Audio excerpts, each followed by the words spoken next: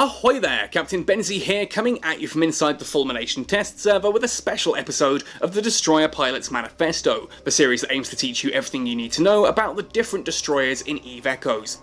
In today's video, rather than looking at a specific destroyer, we're going to look at an entire class, namely the enigmatic Tech 8 C destroyers, that is to say the Talwar C, Corax C, Dragoon C, and Algos C. Now, these do already appear on the live server. If you're doing Tech 8 Encounters, they do spawn these C destroyers there, which has led a few people to ask me, what on earth are these things? And I've hinted about them in previous other videos as well, so what I'm going to do in today's video is actually go over what these C destroyers are. We're going to ask the question, what are they? And I'm going to answer by showcasing the 4 versions that we see on the Fulmination server currently, and talk about what makes these ships special. Now, if you do enjoy this video, let me know by hitting like on it, sub to the channel for all things EVE Echoes, ding that notification bell to make sure you never miss an upload, and let me know in the comment section down below what ships and topics you'd like me to cover in future videos. If you do want to go the extra mile to help support this channel, you can do so either by joining us over on Patreon, or indeed by checking out the Redbubble merchandise store. If you ever fancied representing the Catskull Academy, or the Catskull Cartel on something like a t-shirt, a hoodie, or a notepad, head on over, check that out, there's tons of stuff on there. Anyway folks, that's said and done then, let's ask the question, what are C destroyers?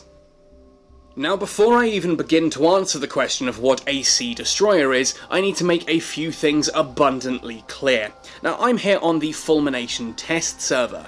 Now, I know from history and the fact that they appear in Tier 8 Anomalies that the C destroyers should appear at Tech Level 8. They are Tech 8 destroyers. However, even here on Fulmination, these ships do not appear in the Tech 8 slot. There is a gap there between the Talwar Assault at Tech Level 7 and the Thrasher 2 Interdictor at Tech Level 9. That is where the Talwar C should be. Now, we know this because back in the original open beta test of December 2019, January 2020, they actually were in the game then. I don't think anyone really got quite high enough level to actually pilot one, but they were available. You could see them on the market, you could see them on the ship tree. They were removed at some point before live, and they do still exist in the game files on the Fulmination test server.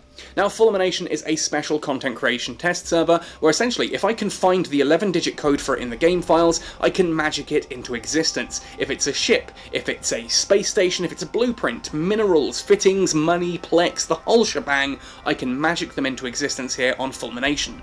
Now, I can get access to the Destroyer Cs, and that's what we're going to be looking at today. So essentially, we're looking at something that doesn't even appear in the ship tree on Fulmination. It only exists in background code, but we know it is intended for the game due to its presence in live and the fact that it did at one point exist on the open beta server.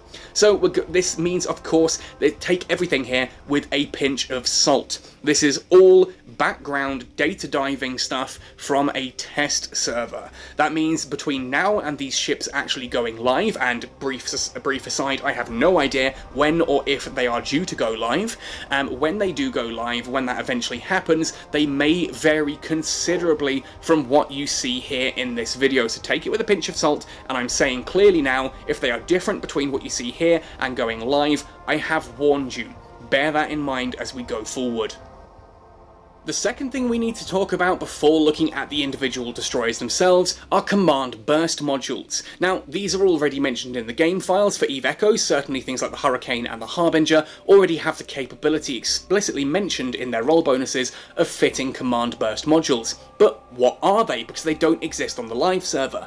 Well, annoyingly, they don't exist on Fulmination either, or at least as far as I can tell. I've been digging through that data for months now and not been able to find anything to do with the command bursts other than their mentions on the C destroyers, which of course does mean, if you hadn't already guessed, the C destroyers are command destroyers, which I guess when these ships are launched, they will be renamed to things like the Talwar Command, the Corax Command, Dragoon Command, and Algos Command. So all I can do is have a look at how these work in EVE Online, and hope that that's sort of a starting point, at least, for how they might work in EVE Echoes. And I'm going to use EVE University, which is an excellent resource for any EVE Online pilot to have a look at and get some information. It's less useful for EVE Echoes because of how different things are, but again, it's all we have to go on. Now, command burst modules essentially are almost like group shield boosters, that kind of thing. They fire a pulse that hits every ship nearby and gives them a special type of effect. And there are 4 mentioned on the different Sea destroyers. There are bonuses mentioned to shield command bursts, skirmish command bursts, armoured command bursts, and information command bursts. So let's have a look at how these work in EVE Online, because those are names ripped directly out of EVE Online.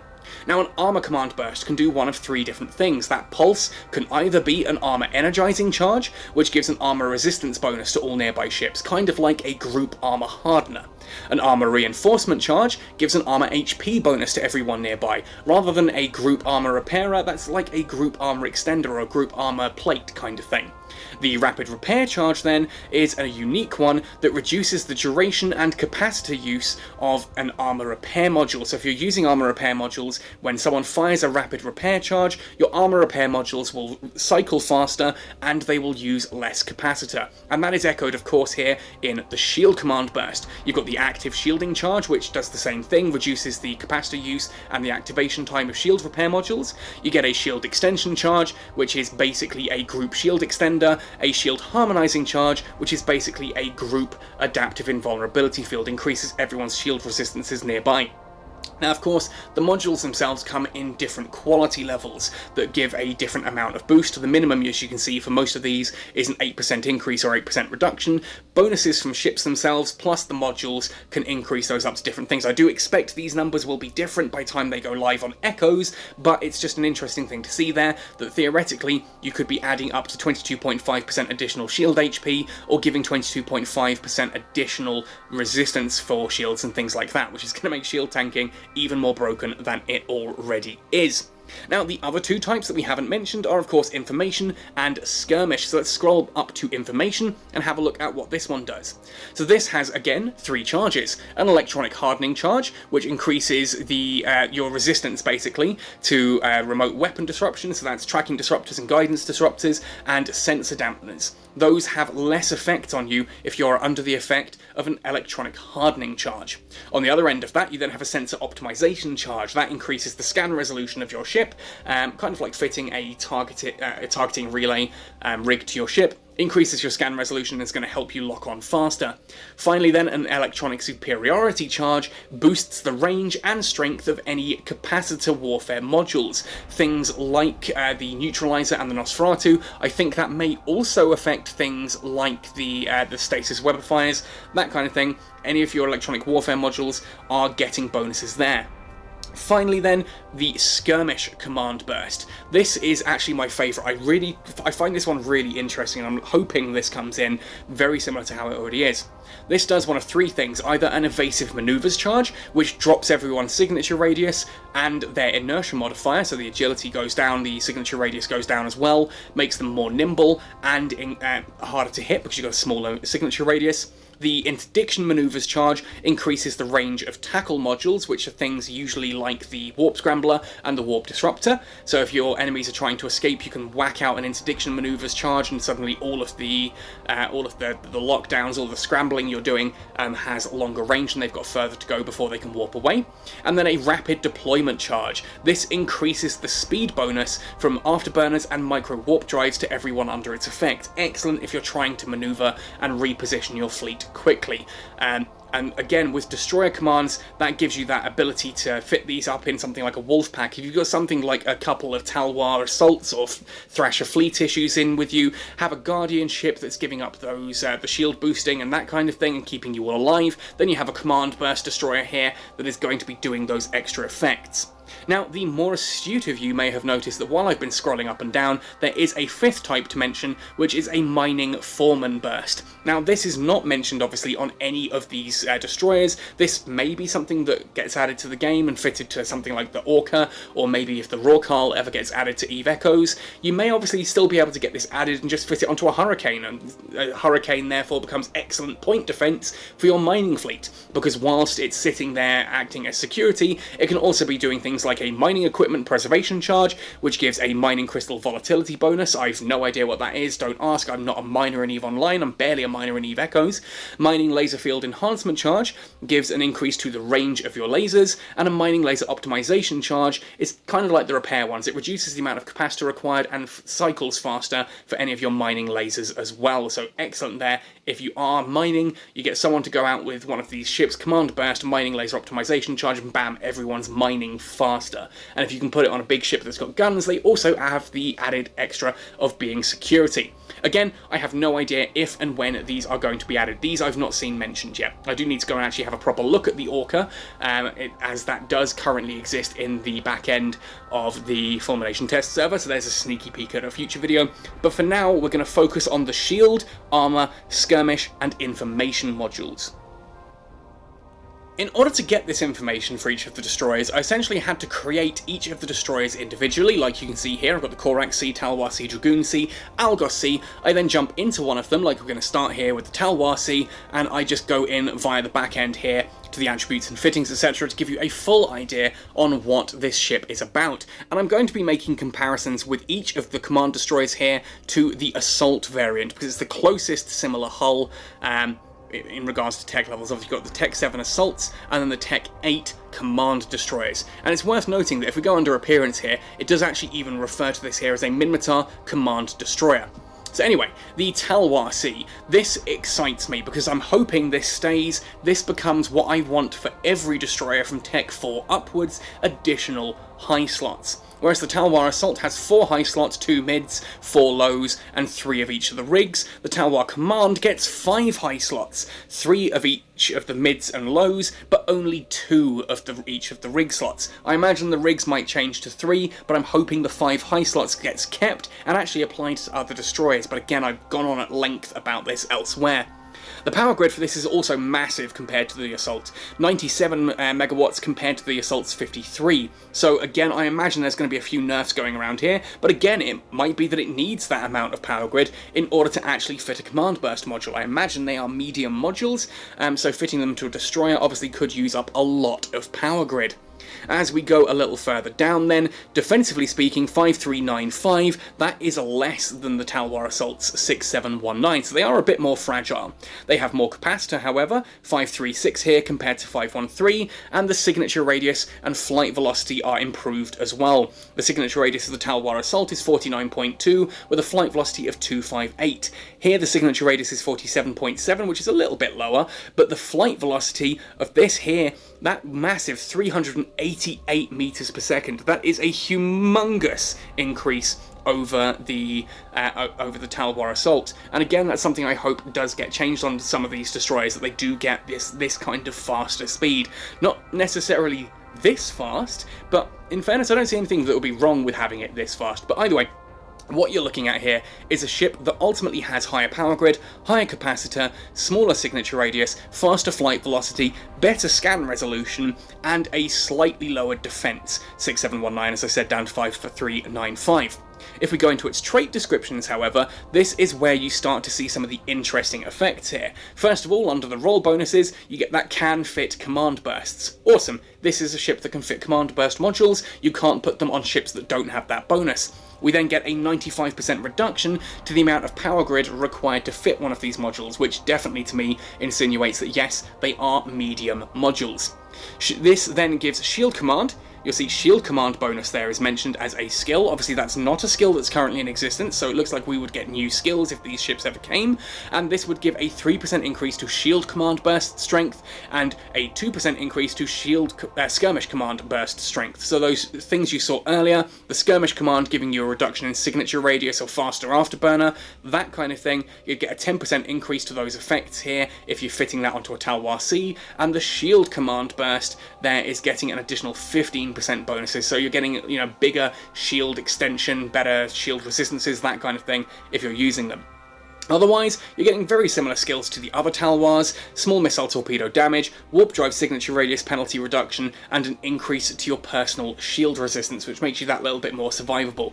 That to me is already a pretty exciting destroyer. The 5 high slots is awesome, the extra bonuses, things like the flight velocity, is very cool, and I really want to see those high slots and flight velocity moved over to others, but the fact that we are now getting talk here of the different command burst modules and what they do really does excite me, and it's a very cool looking ship. Let's get that full screen. It is an onyx metallic black Talwar. Very cool design. I like that, and I hope that stays. I have no reason to believe this one is in particular is a placeholder. Very cool looking ship.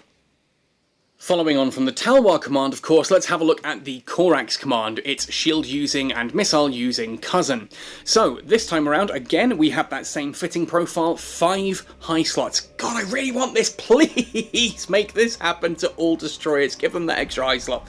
5 high slots, 3 mids, 3 lows, 2 of each of the rig type. So you are losing a low slot from the assault, but gaining a high slot, which means possibly the command burst modules might even be high slots. I don't know, could be things like, I suppose, the shield, remote shield boosters or remote armor repairers are high slots. It's a possibility. I'd like to think they're mid slots and that the high slots here are just going across the board to all destroyers. That would be an amazing change for me. Otherwise though, again, much bigger power grid, going from 65 megawatts on the Corax Assault up to 91 here on the command. Our capacitor, again, is a sizable increase from 513 to 673. Defense has gone right the way down from 6453 to 5180, but we are getting the big bonuses here again to signature radius and flight velocity. Again, that's gone from a 62.6 meter signature radius to 60.8 and a 214 meters per second flight velocity to a whopping 321. That is a massive increase and is definitely the kind of speeds that the assault destroyers should have also been pulling. I don't know why they didn't. If we look at the trait descriptions, again, the Corax C, the Corax command here, has the reduction to command burst power grid and the ability to fit the command bursts. Like the Talwar C, it's getting shield command burst strength, but this time around, rather than skirmish, it's getting information command burst strength from an information command bonus skill. So this looks now like we're going to have a shield command skill, an information command skill, I imagine therefore an armored command skill, and to go along with that as well later on. So we'll have the shield, armoured, skirmish and information command skills, would be really what I'm expecting to see there. Like the other Coraxes, we're getting again an increase to small missile torpedo damage, along with small missile torpedo explosion velocity, and we're getting additional shield resistance out of this as well to make us a little bit more survivable. Now this, to me, I'm not sure, I'm not overly familiar with the Coraxes.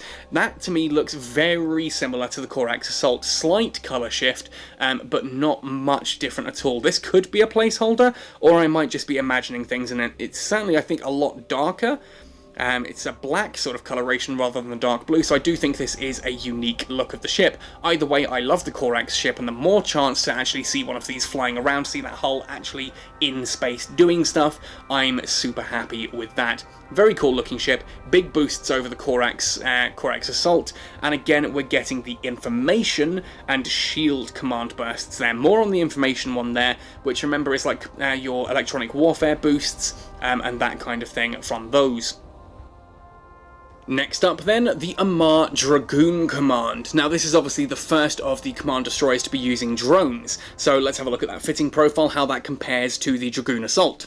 So the Dragoon Assault had 3 drone tubes, 2 high slots, 2 mid slots, 4 low slots, and 3 of each of the rigs. Whereas here, we've still got those 3 drone tubes, but we now have a 3rd high slot, a 3rd mid slot, but we have lost one of the low slots, going from 4 down to 3, and we only have 2 of each of the rig types, again, down from 3. So there is a little bit of a shift there, but it's kind of the same as we saw with the other command destroyers. As with the other command destroyers, things across the board are very similar in comparison to its assault variant. For example, here the defense has gone from the previous defense on the Dragoon Assault was 6929, we're down to 5563 here.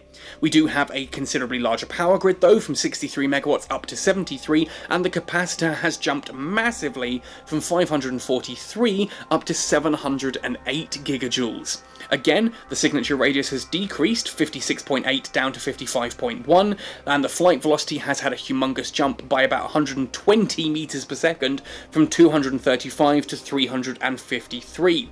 Scan resolution also up, 630 up to 691. Very much what you'd expect, higher across the board except for the defense having gone down slightly, and the fitting profile has changed considerably. Now, in regards to the trait description, again, it's a command destroyer, so we're getting that command burst power grid need reduction, the ability to fit command bursts, and this time around we're using the armoured command skill, so we've now seen both the shield command skill and the information command skill. This then means armoured command, and I'm looking therefore probably for the Algos to have the skirmish command skill, we'll see. Put a little pin in that and bet on it. This gives a 3% increase to the armoured command burst strength and 2% to information command. Again, information command is the one that is like capacitive warfare, your electronic warfare modules, that kind of thing, and your resistances to incoming electronic warfare, and your scan resolution increase, the scan resolution burst increase. The armoured command, obviously, again, it's like either a group armour hardener, a group armour extender, or the one that makes all of your repairers cycle faster with less capacitor, and you're getting bonuses to those, mainly to the armoured one, 15% bonuses to those with only a 10% bonus to the others. Being a Dragoon, we're getting a 25% increase per level of Advanced Destroyer Command to Drone DPS, so that's 125% increase to Drone DPS at full training, 50% increase to Drone Velocity, and up to 20% increased armour resistance here on the Dragoon C.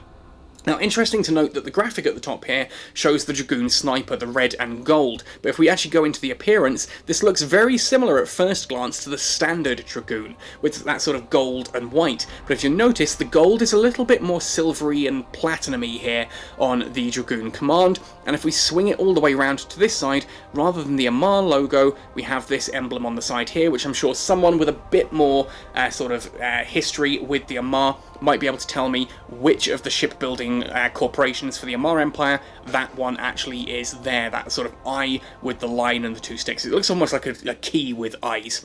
Anyway, so that is the Dragoon Command. Let's have a look at its cousin, the Algos Command, next. Like its Amarian cousin, the Algos Command is of course a drone-using destroyer, and it uses that same fitting profile, 3 drone tubes, 3 high slots, 3 mid slots, 3 low slots, 2 of each of the rig types. So we're still losing a rig each from the Algos Assault, we're losing a low slot, but we're gaining a mid and a high. We're also getting a massive increase to the power grid, 56 up to 70, massive increase to capacitor, 501 up to 604, and the defense has again gone down, 6,677 down to 5,361 here. That is of course coupled, however, with a decrease to the signature radius, that's gone from 60.3 down to 58.5, and the flight velocity has gone from 231 all the way up to this whopping 347. This is how destroyers should be. Additional high slots, faster flight velocity. It is a big change, and it's a change that all destroyers need. Scan resolution as well has gone up, 619 up to 680. Looking at the roll bonus again, command burst power grid need reduction and the ability to fit command bursts in the first place, and as I bet earlier, yes, it is skirmish command that has the skill here. 3% increase to skirmish command burst strength, that is the one that gives you the additional flight velocity coming off your afterburners and micro warp drives. It gives you a reduction to signature radius, that kind of thing. That gets a 15% boost from skirmish command skill, and a 2% increase to armoured command burst strength as well if you're also using those. Obviously this means that if you want a big armoured command burst, you go for the Dragoon command. If you want the big skirmish, you go for the Algos command. If you want the big shield, you go for the Talwar command, and if you want the big information, you go for the Corax command. As with the Dragoon command, we're getting additional drone DPS and armor resistance here on the Algos command, plus this time around it is 10% drone effective hit points rather than flight velocity, so the drones on this are a little bit more survivable. Now, when I took a look at the Algos command, my first thought was, oh goodness, again, that's the Algos sniper, isn't it? Then I actually had a little bit of a closer look, and if you can actually see there's sort of that metallic R on the wing, and up on the top there toward the centre of the ship is Roden Shipyards. No, it's not quite the same as the Sniper and the Assault. This is, again, its own unique skin. Does look a little bit misleading, though, especially when here it is actually using the Algos Sniper graphic here at the top left of the ship detail screen. I quite like how this one looks, though. I think the standard Algos is still my personal favourite, but I do like that sort of rusty brown colour. I'm a Minmatar pilot, okay? It's to be expected. So there we have it. Those are the 4 different command destroyers. Now, if you were to jump back to my video I did on the Trello roadmap, you'll see that command destroyers are not mentioned anywhere on there. There are some new Tech 10 ships mentioned, but it doesn't mention anything about Tech 8, and I'll be severely disappointed if these have moved from Tech 8 up to Tech 10, because I do think that destroyer pilots need something extra at Tech level 8. It kind of feels bad that you have to go all the way from Tech 7 to Tech 9 to get anything new as a destroyer main. Now, obviously for me as a frigate pilot, I still had the Tech 8 frigates to have a look at, which were really cool. The Interceptors, obviously, everyone loves the Interceptors, but it just feels a little bit like destroyer pilots are getting left out. It's also really heartening to see that these things are fast. The flight velocity across the board is a massive increase. None of them are less than 100 meters per second increase over the Assault variants, and the Assault variants honestly felt very slow. And having sort of had a look at these and a brief fly around with them, not enough that I want to do a video on how their combat effectiveness is, something that maybe when the command burst modules are added here to the Fulmination test server I might do, or if enough of you are interested in me doing a video on comparing the Talwar command to the Talwar Assault in regards to it being a purely combat vessel, not having access to the command bursts, I might have a look at it there. But honestly, they feel so good to pilot. The additional high slot adds so much additional damage, and the additional speed just makes them so much more survivable. It feels like they're doing the job that they should be doing. Destroyers are always supposed to be sort of these glass cannons that are designed to kill frigates, but when frigates are putting out similar damage to destroyers, and they have similar health points, but the frigates are then faster and harder to hit, well, it kind of leaves destroyers in this weird place where they're supposed to be glass cannons, but they're more glass than they are cannon.